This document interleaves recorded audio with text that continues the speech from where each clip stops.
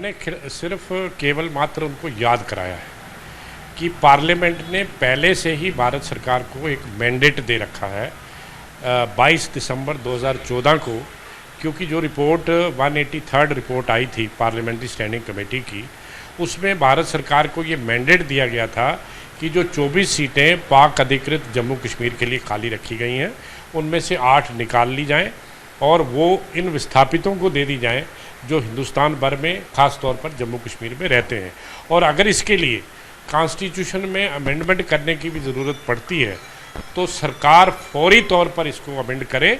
हमने मात्र ये याद कराया है ताकि कल को जैसी चर्चाएं हैं कि भारत सरकार ऐसा करने जा रही है तो हमने इनको एक बल देने के लिए, एक ताकत देने के लिए कि अगर आप पार्लियामेंट में इस तरह का बिल लाते हैं तो कोई विरोध आपका नहीं कर पाएगा, क्योंकि पार्लियामेंट्री स्टैंडिंग कमेटी में हर पार्टी का मेंबर पार्लियामेंट था जिसने यूनानिमसली ये डिसाइड किया था 2014 में कि ये करना चाहिए। तो आपके पास तो पूरा रास्ता है, तो हमने मात्र याद कराया है ताकि भारत सरकार को हमारी इस चिट्ठी से या जो चीज़ें उनकी छूट गई हैं उनके सामने से वो दोबारा उनको याद आ जाए।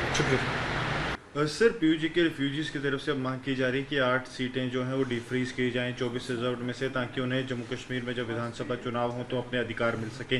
किस तरह देखते हैं इस मांग को? देखिए, 1947 में जब देश का विभाजन हुआ था तो जो माना जाता है कि लगभग 1/3 लोग वहाँ से चल करके यहाँ पर पहुँचे थे। जम्मू कश्मीर विधानसभा में पहले से ही 24 सीटों का जो वहाँ पर उनके लिए खाली रखी गई है।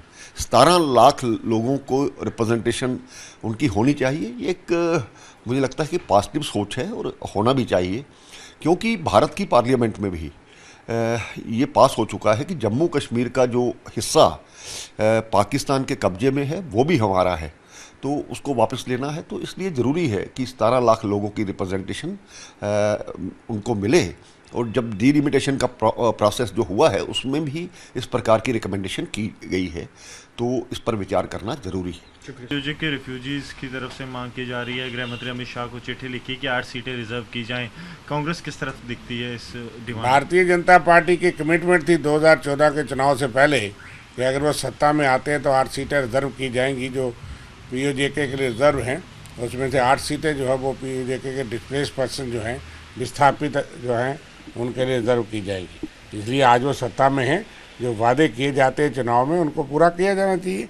और विस्थापित जो हैं वो जम्मू कश्मीर के इस हिस्से में तो हैं और वो वहाँ से वो 1/3 लोग जम्मू रीजन में पुंछ जिला, मीरपुर जिला और मुजफ्फराबाद जिला के जो 1/3 पॉपुलेशन है ऑलमोस्ट वो जहाँ पे आई है 47 के अंदर। और 1965-71 में भी डिस्प्लेस पर्सन कुछ जो है पीओजेके कुछ छम्ब एरिया और वो जहाँ पे सेटल हैं, उस वक्त की पॉपुलेशन के मुताबिक 40,000 से ज़्यादा फैमिली रजिस्टर्ड है जो कि यहाँ पे रहती है। तो उनकी आबादी के मुताबिक इस डिमांड को कंसीडर किया जाना चाहिए।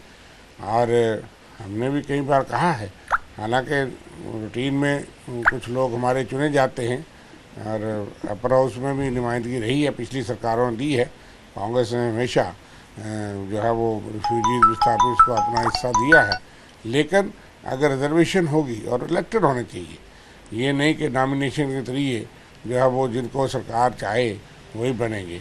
सरकार के नुमाइंदे नहीं चाहिए, लोगों के चाहिए। इसलिए रिजर्वेशन हो और जैसे सांगा कॉन्स्टिट्यूंसी या नॉर्थ ईस्ट में ऐसे रिफ्यूजीज़ को उन कॉन्स्टिट्यूंसी के अगेंस्ट वोट देने का अधिकार हो और जेन्युइन लीडरशिप उनकी जो है वो नुमाइंदगी करे और पीओजेके की भी नुमाइंदगी जम्मू कश्मीर की असेंबली में करे।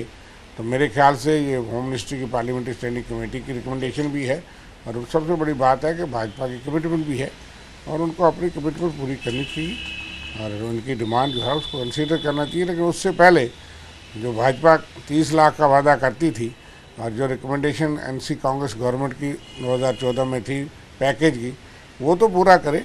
वो तो 5 लाख भी नहीं दिया गया अभी और स्कीम को बंद कर दिया गया। बहुत से वादे तो किए जाते हैं चुनाव में आने से, लेकिन बाद में जुमले बन जाते हैं।